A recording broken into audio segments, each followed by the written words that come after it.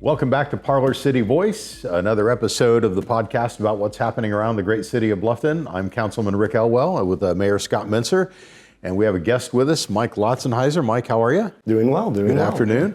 Hey, you know what, Scott? I saw a cat running around here. What's the deal? I don't know. Let's pin that for a little bit, and maybe we'll figure it out. We'll sort it out a little later in the program. All right. Well, so Mike is not only our area plan guy, but he is also... Is that the real title, area plan guy? Is that what the works for business me. card says? That's works for the me right now, informal yes. title, right? Okay, all right, That's just right. checking. Yeah. All right, what is your actual complete title? Wells County Plan Commission Director. There you go. I like area plan guy. I do too. I think I could switch the business cards tomorrow. It just rolls off the tongue. Is that APG for short, area plan guy? If you're into acronyms, absolutely. Yeah, fair enough. Mike is also involved with Wells County Trails, and I mean deeply involved, right? You've been passionate about that for some time, and that's why you're here today. Let's talk about that a little bit. Okay, so let's start because there's several angles on trails here in Wells County, but we have some really nice ones. We do. Let's talk about the 124 project. Can we do that first? Sure. So the State Road 124 project is probably our biggest trail project or need in the city of Bluffton and possibly even in Wells County in general. It has been the crux of the conversation of multiple surveys going back to our comprehensive plan, the Vision 2035 plan, when we're preparing for that. And even here recently in the city's safety survey, the State Road 124 East, going to the mobile home park, connecting to the interurban trail is a key safety need in the city of Bluffton. And let me just jump in on that for a little bit. Please. So, one of the things the city is really working hard at is to try to get access to as many grant opportunities as possible. And there's grants called Safe Streets for All that are out there, and many communities get access to those monies. But one of the requirements to be able to apply for Safe Streets for All money is to create a comprehensive safety action plan. And we're in the process of doing that currently. Mike, because he's part of the Trails Group, is a part of that. And the 124, this corridor or this trail opportunity is one of those targeted areas that the Comprehensive Safety Action Plan has sort of ID'd as being one of our key targets because we believe, based on the data and based on anecdotal evidence, that it's a big safety concern. I think that there isn't, I've heard so many stories about incidents with folks walking on 124 east of town. It is definitely a big concern. I think there's a gentleman that rides a power scooter back and forth, super concerned about people, and safety. And, I've been through there at night and there again, almost hit somebody because they were in the dark and didn't see them. They weren't lit well. So I'm really happy that we're moving on this. And I think a lot of people are as well. Social media has, as you know, has made comments whenever it comes to trails. Ultimately there's somebody that's throwing in, hey, what about a sidewalk on 124 right out to the trailer park? So I think that's great. Yeah, so one of the things that was really neat this year is that through the Wells Community Foundation and the Eli Lilly Foundation, we were able to get a $25,000 dollar-for-dollar match grant, which Wells County Trails spearheaded the fundraising efforts for, and we were able to meet that and exceed that amount.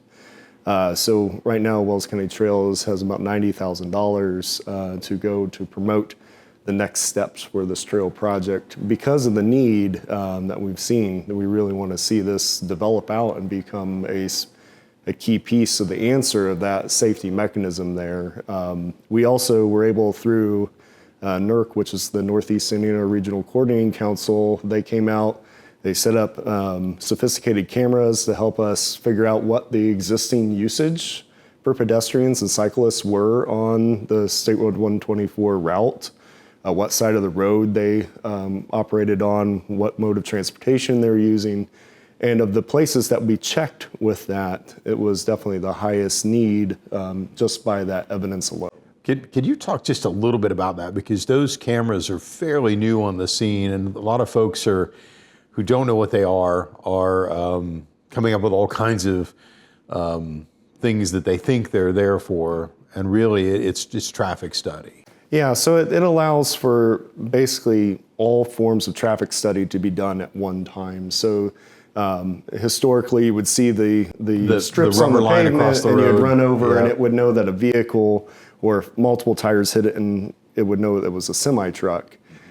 This allows it to figure out not only what type of vehicle is, whether there's pedestrians involved in the transportation network, which direction they're going, what lane they're in, and it just gives a much more robust study when we're looking for safety solutions. Okay, that's great. So Mike, talk a little bit about where Wells County Trails is in the process. So you fundraised $90,000. There's also been a lot of support from a local engineering company, so we may talk about them a little bit and give them some props, but can you just walk through for the public what the next steps as Wells County Trails would currently see it? Sure, yeah, so to jump into that, so the very first thing we wanted to do, the goal of the initial fundraising effort was to get a preliminary engineering report done for this project. And that report was to help us fine-tune where the trail could be located at, what are the potential hiccups in a trail development or any project that could happen, along with just helping us to judge what those opportunities are. And engineering resources came up big for Wells County Trails and for the city of Bluffton. They wanted to jump in and make an impact in the community. They just recently opened an office here at the Dutch Mill Plaza, so they're looking right at the intersection of this area and felt this was a project they could help bring some attention to. So they just wrapped up their preliminary engineering report. They evaluated north side, south side of the road, different avenues for how it could be constructed, because one of the reasons why this trail hasn't been built yet is because there's been several impediments that we just knew going in. There's floodplain, there's environmental landfill somewhere in the mix, isn't there? We've got all sorts of things in this route. We have cemeteries, we have driveways, we have narrow roadways, elevation changes. Those things we needed professional help to take a look at and say that yes, they thought it was feasible to develop it in this area, and that is what they provided. So their engineering study did state that the north side of State Road 124 is the preferred route based on the potential developable project as well as the cost savings of trying to develop something that both made the connection to people that we want to see. The highest user is on the north side of the road, so staying on that side is important, but also that it can be built. Okay. And it's not all we're doing trail-wise. There's more going on. Do you have more on that, Scott? Yeah, so we've got the preliminary engineering study done. Wells County Trails has raised $90-some thousand. What's next? Absolutely. As we look to the future? Yeah, so the next step will be to develop a fully engineered plan, so the building plan for the trails. So that would be the next phase, is working with the city of Bluffton to use the funds that we have brought in and other potential funding mechanisms to bring a fully engineered set of plans together for this project, so that when grant money or other funding mechanisms for construction would become available, the project would be ready to go. And that's always one of those keys when we're looking for grant money, is to sort of have the project defined, quote, on the shelf that we can pull off. And a lot of the institutions that hand out grant money want to know that you've done all that engineering work up front.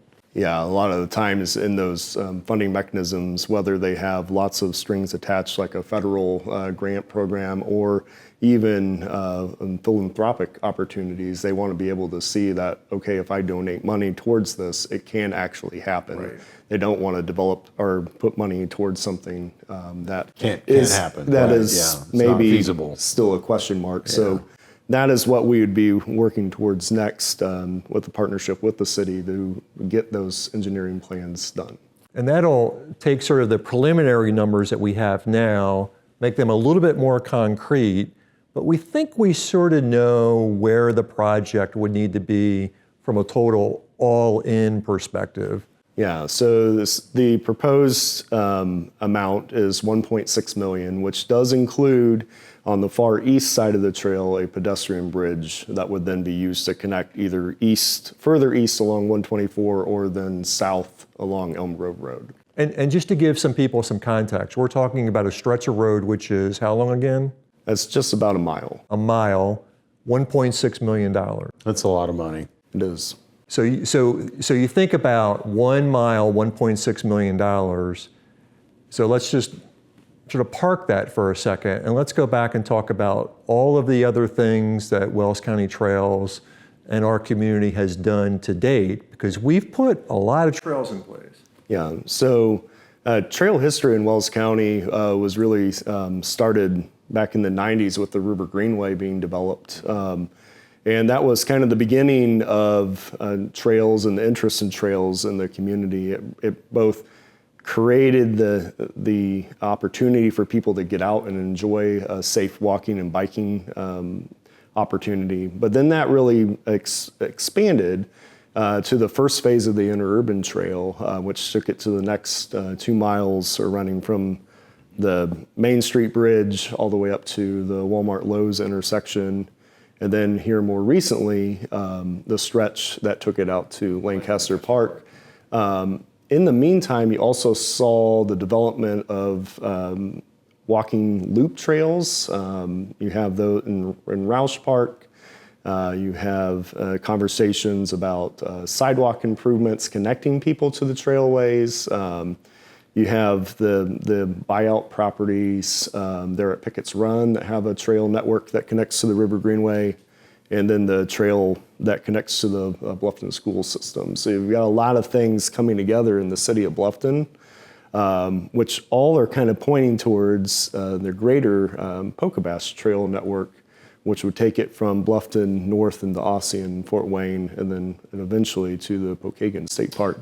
Northeast Indiana. And that's what the longest trail system, the longest trail pathway will be when it's done? The state? Once that project would be complete, it would be the longest continual trail system in Indiana.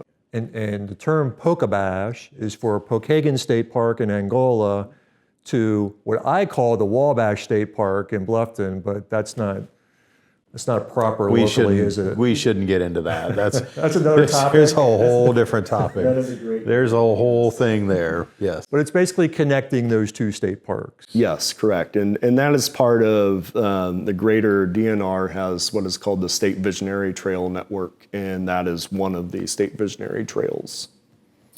So if somebody wanted to contribute to the project or get involved in Wells County Trails, how would they go about it? Yeah, so 2 parts. Wells County Trails is a non-for-profit. We are part of Wells County Revitalization, which is a 501c3 organization. So contributions to us are tax deductible. So we have a website, wellscountytrails.org. It's got information about the 124 Trails project. On there, you can actually see the engineering assessment from Engineering Resources and other information talking about what this project looks like moving forward, along with the other things that Wells County Trails is involved in, because we're a little bit more than just hard surface trails. We're also into opening up our waterways with kayak and canoe access. And we've got a master plan that we're gelling on that down the road will include some new trails yet again here in the area. So pretty exciting. Absolutely. Yep. Well, again, let's see, the area plan guy, AKA the Wells County Trail guy, AKA the Bluffton Now guy. Is there any other titles that we're... How many hats you have, Mike? We'll stop there for right now. Okay, all right, that's fair. Well, it's something that's currently on a lot of minds right now inside the city of Bluffton. How do we make this 124 trail project work? How do we properly fund it? A lot of activity going on, a lot of people doing a lot of things that nobody sees in terms of developing this comprehensive safety action plan, which will then lead to developing grant applications. And that work is not small. No. It's a lengthy process. I don't think people have a concept of what it takes to get from the beginning to the end, but it's quite a journey. So while you may not see a trail pop up in the next several months, just know that there's a lot of work going on literally every month to set the groundwork to make this happen in the future. And it wouldn't happen without Wells County Trails and the people who've been involved in Wells County Trails. And Mike, we appreciate your leadership in that respect. Greatly appreciate it. Mike, thanks for being on the podcast. Yeah, It was thank you. Next time when you come back, we'll talk fishing, because I know that's your real passion. I would be That's down your for core that. passion, Is that, right? is that another title? Is there a fishing There title? is. Okay, Yeah, all right. We'll yeah, explore I that more next time. I think he has thank you. another hat. Thanks, Mike. We'll be back with the second segment of the podcast shortly. I'm delighted to have on Parlor City Voice tonight several special guests. We've got Kyle Morphew from the Bluffton Wells County Animal Shelter. He's one of our animal control ordinance officers. And Tammy Schaefer from the Friends of the Shelter, also a former police chief of Bluffton. So why don't we start with Kyle first? Why don't you talk a little bit just about the shelter and our adoption program and how residents, if they've got a dog or cat they're looking for, how they can engage the shelter? Sure. First thing would give us a call at the shelter. We'll go through an adoption process. We'll have them fill out an adoption questionnaire. We'll do a small background check, make sure that there's nothing negative that would be for the cat or dog that they're interested in. And with that evaluation, we would have them be introduced to a dog or cat that would meet what they're looking for. So they can contact the shelter. Is there an online process where they can see what animals are available? There is. We do have a Facebook page, which we also put our pets on there that are available for adoption. They can contact us through Facebook Messenger and also contact us there at the shelter. We also post our animals on petfinder.com, and so does other shelters and rescues in the Indiana area. And usually, how many animals might you have at the shelter at one time? It fluctuates, but on average, we can house up to 40 cats comfortably, and 10 adoptable dogs, and we also hold stray as well. Okay, and we have Oscar here today. So Tammy, why don't you introduce us to Oscar? I don't really know that much about Oscar other than he's up for adoption. He's very gentle and calm. How old do you think he is? He's 6 months old. He's a male. He doesn't know me, but he's sitting here purring on my lap. And we've got a special promotion going on at the shelter right now. Why don't you talk about traditionally what the fees would be? Traditionally, a male or female cat would be $75, and that would include a certificate to get them spayed or neutered once they're of age.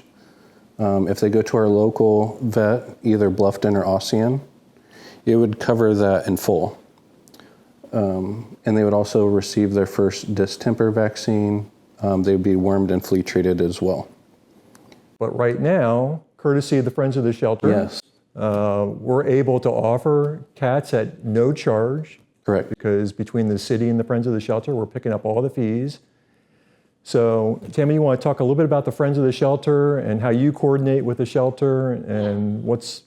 Friends of the Shelter is just an organization. We're not employees of the shelter or anything like that. We don't have any say-so in anything at the shelter, but we are here to assist the shelter. So sometimes there's some things that maybe the city budget can't pay for or doesn't pay for because it's just not part of the budget. So that's how Friends of Shelter helps out. We can help out with doing, we've sponsored like half-price adoptions a lot of times in the spring when there's a plethora of cats. This event right here, we do some other things, like we just participated in Boo in Bluffton, which was fun. It's always fun. And then we participated in the Parlor City, downtown Parlor City Christmas, which was fun. So we're just kind of, whatever the shelter thinks that we could do to help out, we're happy to. We just recently went out and decorated Christmas trees for them. The wreaths that were on the outside of the building just need zhuzhed up a little bit, so we Used up. Yep. Okay. Yep. So Oscar here, 6 months. He is just chilling out here. Can you feel him purr? I can feel him purr. So anybody out there looking for a young cat, chill cat, will happily sit in your lap and keep you comfortable and let you know how comfortable they are. Available right now at the shelter. And again, courtesy of the Friends of the Shelter and from the city of Bluffton. Right now would not cost you anything. So you just have to make an appointment with Kyle or Megan out at the shelter and they'll get you hooked up. And I think he wants to come over to see you. yeah, you think? Maybe. We'll bring him on over. Hey, Oscar. Hey. He is pretty chill, isn't he? So how many other cats do you have out there besides Oscar? Right now, I would say that we're right around 15 cats adoptable, to include Oscar. But we still have some that are on stray hold, but we'll move over once their stray hold is up, which is typically 7 days. So great opportunity to have a cat underneath the Christmas tree. And I'm sure your spouses and your kids will be delighted, and Oscar would be very much delighted to join a family. But your holiday sales goes beyond Christmas. It does go beyond Christmas. It does. So you've got more time. So in case after Christmas passes by and everyone's looking for, I didn't get my pet underneath the Christmas tree. All I wanted was a kitten. All I wanted for Christmas was Oscar. Well, we've got a great shelter out there. It's a great operation. It's a great building. A lot of history between working with the Friends of the Shelter to get that shelter built, and maybe we'll talk about that some other time. Sure. But appreciate, again, the Friends of the Shelter making this opportunity available to the community. And Kyle, we appreciate all you do. So, Oscar, looking for a family. Come check them out. Welcome back to Parlor City Voice, brought to you, by the way, by Felger Hart. For all your plumbing, heating, cooling needs, Felger Hart, those are the guys to call. Well, Scott, it was really nice to see Mike. A lot going on with trails. That was exciting. So there's still a cat running around here somewhere. You think? Yeah, creeps me out a little bit. I'm not a cat guy. I'm a dog guy. I like cats. Cats can coexist. All right. Well, there is a lot going on, and we got a lot to talk about, and we've been prompted to get through this quickly by somebody. Yes, apparently we have a ton. We'll try to power through this as quick as possible. You'd think we were syndicated or something. So let's bring back the graphics. The monitor, Yep. our highly digitized monitor here. Yep. So we had a great Parlor City Christmas event this past weekend. We did. I'll tell you what, of course, you and I did some walking, visited some sites. It really was fun. We enjoyed it. Started with breakfast early on in the morning, hit the Legion, hit the Masonic Lodge where Santa Claus was, walked around, hit the Historical Society. We did quite all of it, I know think. you were pretty impressed with the people slinging around the fire. Look, here's the thing, okay? So it's snowing, it's windy, there's a bearded man dancing openly on the street with a torch lit with a giant fire on the end of it. I mean, I'm good with this. What a way to celebrate the holidays, right? And the Grinch keeps making appearances, it seems like. He does, and we've tried to talk to the Grinch. He's not very conversational. I think he needs some counseling, but nonetheless, he's the Grinch. But we had some reindeers going on. We had a live nativity scene. We had some magic Had the going trolley, on, the trolley some doing ballerinas. transportation. Yep. Lots of things going on. Did the cookie walk? Did the cookie I'm walk. still pulling cookies out of the freezer, man. We had a lot of cookies bought that day. And last thing I need, by the way, is another cookie. So somebody characterized it as a very hallmark moment with all the snow falling throughout the day. Yes, it was mentioned more than once. I guess the only thing that I struggled with a little bit, I think I counted 4 Santas. We talked about that. You're an engineer by trade, so you weren't reconciling the math on that very well. I was not. Okay. Nonetheless, great time. Great event. We want to thank the Chamber for putting on the event. Another great opportunity to visit our downtown. We appreciate the Chamber and all they do. So we do have a lot going on, and I think I'd like to talk for just a minute about the pool. Let's talk about the pool. I drove by the other day. Buildings are up, crews are working. We are making progress. We are going to be in the water by Memorial Day. That is the mandate from the mayor that it is. opens Memorial Day. Indeed. And luckily, the snow is gone now. So the snow you see here obviously has disappeared. They were pouring concrete today. So that's pretty exciting. They are on schedule. The buildings are really starting to take shape. You can actually go out there now, and it's really starting to look like an aquatic center, not so much just a big hole in the ground. So hats off to the crew. Our park director is out at all the update meetings, and she's keeping them on task. Brandy is a force of nature, no question about it. And this is a generational project. It's going to be great for the community. Kids, the pricing, people have asked about the pricing. I think it's going to be very similar to what it was before. We want everybody to be able to afford to go to the pool. It's a community pool. Yep, for sure. All right. So I wanted to give you another quick update on the community garden. There's a Parlor City Community Garden Task Force. They're meeting once a month. We've got a plot of land that we had to go through area plan to get rezoned. Which was city land that we had to get rezoned. Because I'm on the area plan for the city. So I think we actually had the shed built before the zoning was actually changed. Somebody pointed that out. I'm like, we just, don't worry about it. So hauling it over from Lowe's, does that really count as being built? According to area plan, it does. Okay, well, regardless, you are going to see out in social media soon the opportunity to express interest in purchasing access to a plot. It's really, really expensive. 4x6 plot costs you $10 for the entire gardening season. Seriously. Or if you want to up it, you can go to 4x10 for a whopping $15 and have your own plot, garden, whatever you want. There are certain rules you have to apply by, but we're trying to promote community gardening.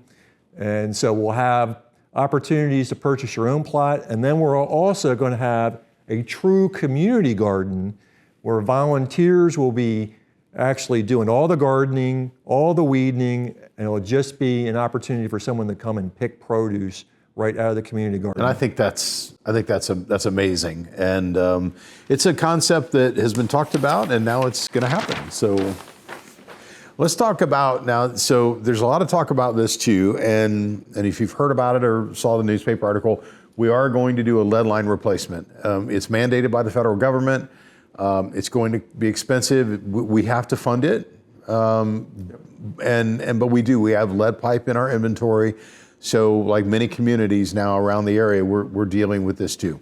So I wanted to talk about this a little bit because some of you are going to start to receive letters in the mail. And when you get the letters in the mail, it's going to talk about lead in pipes. And I want to assure everybody that your water is safe. It's consistently safe. We test it all the time. Yes, there may be some lead pipes in the inventory. It is not affecting the quality of your water. But you're going to get a letter that's going to tell you all the things that are terrible about lead in water. Yeah. So don't be concerned, but we have to give you notice. And we're going to start the process of what's called potholing. And potholing is where we're out trying to determine whether the line actually has lead in it or doesn't have lead in it. So when you look at this plot, all the red dots we know are lead. All of the yellow dots, we're not sure yet. So you may see somebody out over the next several weeks digging a hole. It's going to be roughly an 18-inch circular hole. They're going to do it with water jet cutting, yep. Pretty cool technology. Yep. So they'll use that to sort of create the hole, and then they'll suck all the dirt out. This might be in your yard, right? That's what you're saying. It could be in your yard. And what we're doing is we're trying to determine whether you've got lead in your line that connects from the main into your house. And if you do, then you're going to be on the list to have that line replaced. Now, the key is that if you show up on that inventory, the city's going to try to make contact with you. We're going to try to make contact with you 3 times because we need your consent to replace that line. It won't cost you anything. No cost to you, and be clear about that. Totally free, yep. And you'll get a brand new line that you can be assured has no lead in it. But you do need to give consent. So again, the city's going to reach out 3 separate times to get consent. So timeline, over probably mid-January, you may see some potholing. And then once we get all the potholing done, we're going to start to do replacement of lines. And we're going to start on the west side, and we're going to turn around to the south side, and then we're going to work our way into downtown. So and this is all on the west side of town for right now. That's where we're starting. So if you're on the west side of town, if you're on the western edge, you'll probably in the first groups of houses. Then we'll sort of run down the houses down along Spring Street, and then we'll start working our way north into downtown, because the downtown area is going to be the most sort of tasking or technically difficult. But I wanted to give you a little bit of idea what that looks like.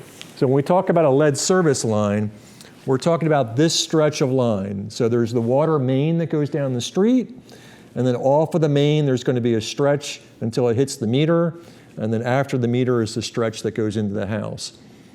We're going to be potholing both these two segments. So we're going to want to know what is this leg of the line made of, and what is this leg of the line that goes into the home made of. And again, if that determines to be lead, we're going to be asking for consent to replace this segment. We will replace this segment regardless, because that's the responsibility of the city. Anything before the meter is responsibility of the city. Everything after the meter is the responsibility of the homeowner. But in this case, we'll replace this entire stretch at no charge to the homeowner. Let me ask a quick question, because I know it's going to come up. If my yard is potholed, will they put the dirt back in? Will they seed it? How will that work? So they will refill it. There will be some reseeding after an appropriate time. We're not going to do it in the winter when we start potholing. Right. So you may have a hole there without any grass anymore until we come back around for spring. But we'll get all of that taken care of for sure. Now, one of the things that this kind of loops into is our streets. Right. This is going to be a major deal when we start digging up lines and we have to get into the roads. So we have paving projects, we have some things, and I know that we need to, because I've heard what we're doing, we're trying to be efficient and cost effective, right? So let's talk about that. So again, this stretch may very well enter the street, so we may be disturbing the street. So we just were awarded a grant. Actually, it was in the newspaper on Tuesday. It's called a CCMG grant, and we were awarded the maximum award a town can get awarded, $1 million. Which is great. So the city's putting up $1 million. We're getting matched with $1 million. So we've got $2 million of street improvements that we can do. And you might ask, well, there's lots of street needs downtown. In the map we just looked at, why aren't we doing those streets? Right. Well, we're not doing those streets because we've got to do the lead line replacement. And we don't want to do a brand new street and have to go back in and tear it up again because we got to replace the lead line. Right. So because we knew that, we pivoted a little bit with our CCMG grant, and these are the areas that we're going to address through those grant funds. So if you're in any of these neighborhoods, sometime later in 2026, you're going to see your street greatly improved. So be on the lookout. Again, 2026, probably springtime, early summertime, work will start to begin. We'll start to put bids out here soon. $2 million of street improvements. I also want to make note that we talked, I think, on our first episode about the wheel tax, not to bring up a bad topic, but wheel tax was necessary to give us access to as much community crossing matching grant money as possible. Yeah. We were going to get cut out of that if we didn't have it. That's correct. Now I want to talk about a grant that we didn't get. OOR. OOR. So we applied for what's called an owner-occupied rehabilitation grant. It was a $350,000 grant opportunity to assist homeowners in need of housing repair. And that would have provided up to $25,000 per home to make critical repairs. So you go through this whole process, again, a lot of work to put the grant application together, and it gets scored. And the funding threshold to get funded is a score of 450. What do we get? 449.62. No. We missed it by 0.38 points. They wouldn't round up? They would not round up Come on. because I asked that question. They would not round up. So we got on the horn right away. I mean, we just learned about this last week. Yesterday, we had the state of Indiana in my mayor's office with the Okra Grant regional coordinator, and I wanted to go down through the whole scoring system, every category, and understand where did we miss? What's our opportunity to reapply? And there is another grant opportunity. Another window opens up in January. Okay. So that's sort of the end of January, it opens up. Once it opens up, we've got 30 days to get another grant application in to get access to this $350,000. Here's what we need. We need people to contact the city and let us know if you've got some of these needs. If you have a roof repair or replacement, heating and cooling system repair or replacement, hot water heater repairs, ADA accessibility enhancements or threshold repairs. If you've got those needs and financially you're not able to afford that, and it's creating some safety issues for you, we want to keep you in your home. And this is a great opportunity to get $25,000 towards those repairs to knock them out, get you in a safe condition. But in order for us to cross the threshold of the scoring, we need people to contact the city and say, yes, I am a homeowner, I am in need of some of these repairs. Let me express my need and support of this program. The more people that apply, that doesn't mean you're going to get funded, it doesn't mean you're going to get picked, but the more people that express interest, the better chances we have to score higher. And I think there's several communities around us that have been doing this thing, and it's great for seniors that often are on a fixed income. It's great for families that want to stay in their home. They actually have ownership, and they maybe have some income struggles. You know, things are tough today for some folks. So this is a great program for that. You've got to contact us, though. Seniors, disabled, vets, single parent families, all those opportunities exist. But please get a hold of us. We're going to have a public engagement meeting on January 15th at 6 o'clock at the Dream Center. So January 15th, 6 o'clock at the Dream Center. Come learn more about this program. We'll give you the opportunity to get access to the application that night. We really need a big turnout. All right, Rick, here's your quiz of the day. What is this thing? It's not a turkey baster. Let's see. It's got an antenna on top of it. Is this what the government uses to keep tabs on me? Is that what that is? It is not. Why would I show something like that in this podcast? I don't know. We're talking about secret cameras earlier, and turns out they just count cars and the amount of cars, and I don't know what this thing is. I don't know. Is it a fancy thermometer, or does it sense public opinion and record it? I don't know what it is. This is the traffic counter. Oh. This is what the traffic counter looks like. So we talked about with Mike that we're doing all this work for the Community Safety Action Plan, or the Comprehensive Safety Action Plan, get an acronym right. So when you see these out there, we're just counting cars, okay? That's all there is to That's all we're doing. Okay. So you may see one of these devices out there. We're not fining people for speeding. We're not scanning your license plate. We're not scanning license plates. We're counting cars and recognizing what the inventory is because we're trying to find the areas in town that are the least safe that we can go out and try to get help from the federal government. And all kidding aside, I think there's a little bit of AI in here and how they do that, and that's why they take video of it, because then they can get all kinds of data from that, not just how many tires went over it. So it's not a turkey baster, it's not recording your license plate. No, it's not. But what it is doing, again, going back to our conversation with Mike Lotzenheiser, is giving us critical data to look at this future 124 trail project or any other streets or corridors in our community that we think we've got safety concerns.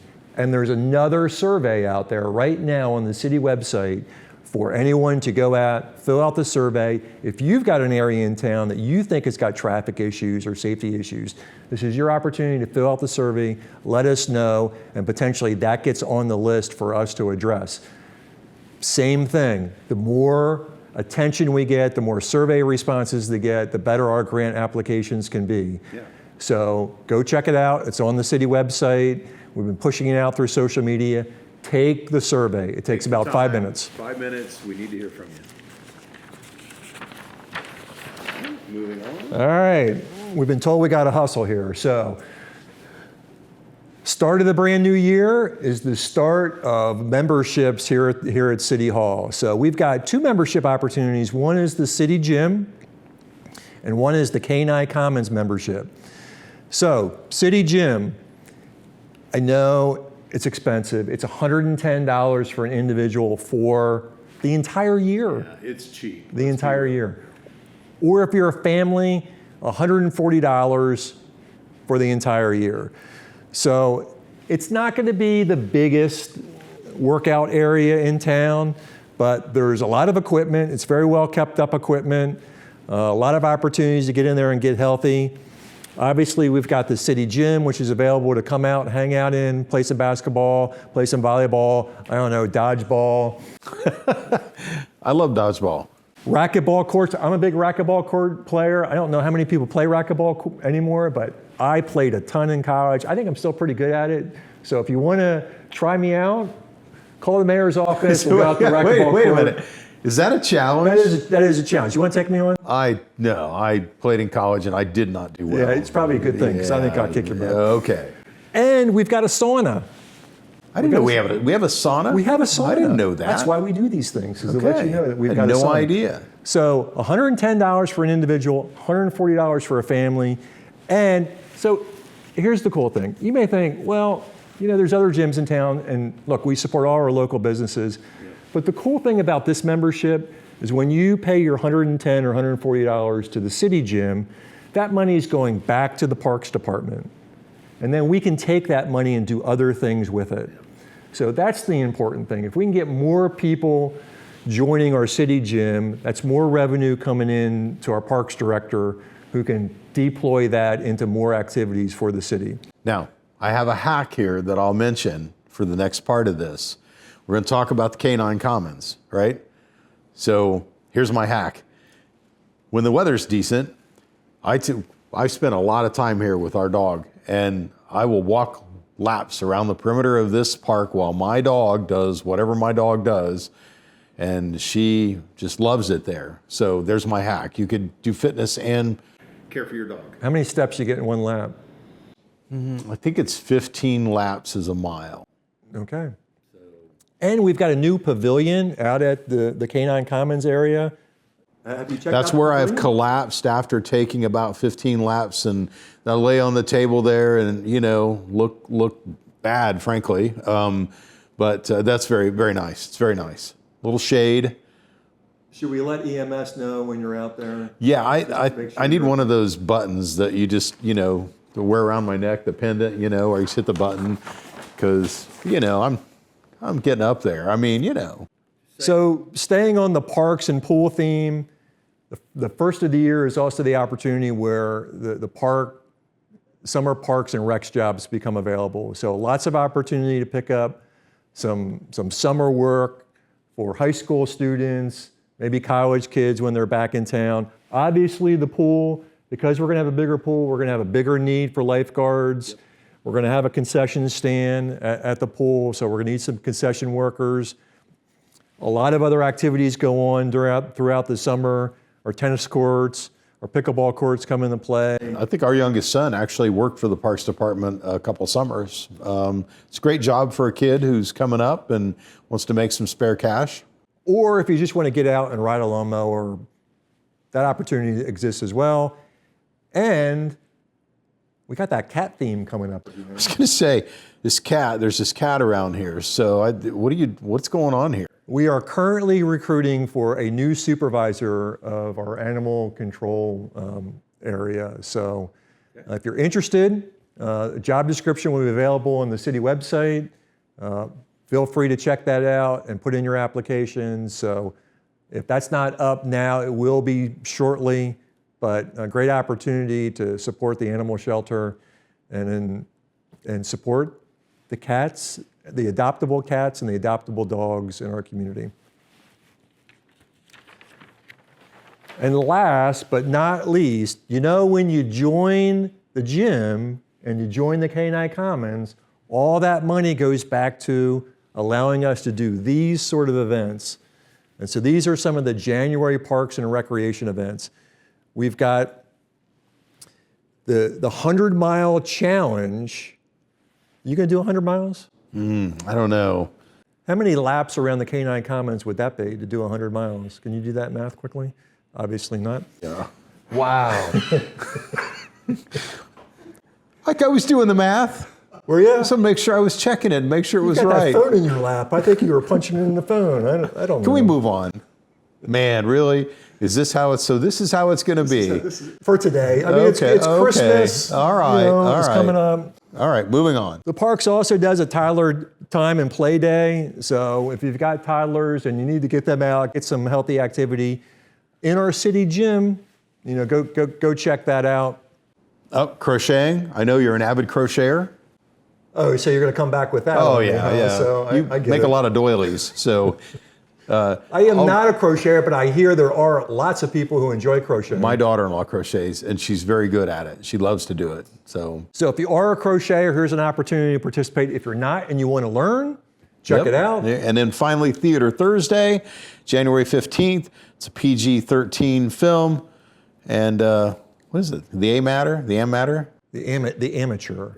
It's a weird angle for me. Okay. Okay, so Can we edit? Can we edit we that? can't do math and we can't. Okay. So lots of things going on. Well, look, it's been a long month, all right? It's almost a holiday. I've had a stressful month. It's the amateur. I see it now. Okay. I'm perfectly good at it. Can we quit now? Are we done? I think we're gonna wrap things up for Parlor City Voice. The camera guy's fallen off his chair. It's been a weird day. Can we wrap it up now? We can, but I want to give a quick shout out to Bourbon MD, who allows us to come here and do this podcast. Again, Felger Hart for all your heating, air conditioning, and plumbing needs. Yep. Quinn behind the mics. Quinn, the Someday man. we're going to mic You're the Quinn man, up, Quinn. But some say the master, others say the amateur. Who knows? We really need to get him mic'd Just up. saying. Let's get him mic'd up next time. Can we do that? We're gonna mic the producer. All right. Thanks for joining us here on Parlor City Voice. Have a Merry Christmas. We'll be back in 2 weeks.